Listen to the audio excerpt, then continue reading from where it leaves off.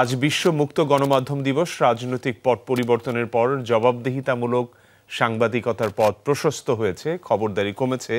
যদিও পুরনো অভ্যস্ততার কারণে সেলফ সেন্সরশিপ বা চুপ থাকার নীতি অবলম্বন করছে কোনো কোনো প্রতিষ্ঠান। এরই মধ্যে স্বাধীন সাংবাদিকতা চর্চায় বেশ কিছু সুপারিশ দিয়েছে গণমাধ্যম সংস্কার কমিশন। আশার কথা, বিশ্ব গণমাধ্যমের স্বাধীনতা সূচকে গত বছরের তুলনায় ১৬ ধাপ এগিয়েছে বাংলাদেশ। আরিফুর রহমান সবুজের রিপোর্ট। ডিজিটাল নিরাপত্তা আইন, মামলা হামলা বা গুমের আতঙ্ক, বছরের পর বছর চাপে ছিলেন গণমাধ্যম কর্মীদের বিরাট অংশ।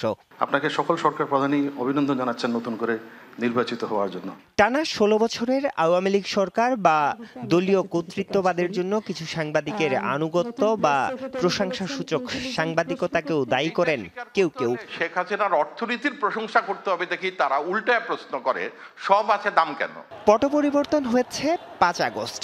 যাদের দোষারোপ করা হচ্ছে সেসব সাংবাদিকদের কেউ কেউ জেলে, কেউ বা আত্মগোপনে, আবার চাকরি হারিয়েছেন বড় একটি অংশ। অনেকেই মনে করেন এই পরিবর্তনে জবাবদিহিতামূলক সাংবাদিকতার পথ কিছুটা হলেও খুলেছে।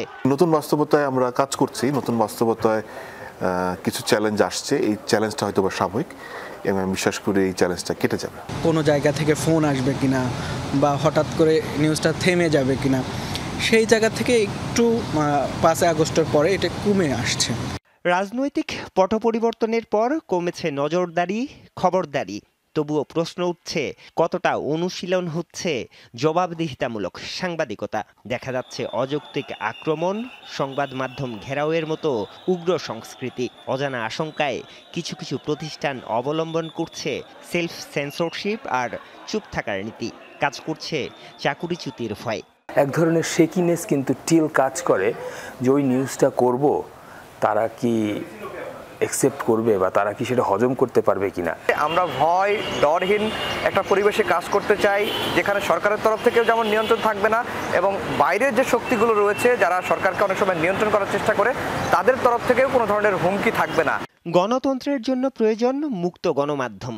স্বাধীন সাংবাদিকতা চর্চায় নানা সুপারিশ এসেছে সরকার গঠিত গণমাধ্যম সংস্কার কমিশনের পক্ষ থেকে।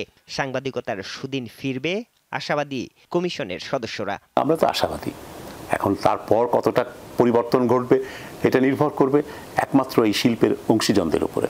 গণমাধ্যম শিল্পে যারা কাজ করেন, সাংবাদিক, মালিক, সম্পাদক, তাদের সবার উপরে, আর সরকারের আন্তরিকতার উপরে।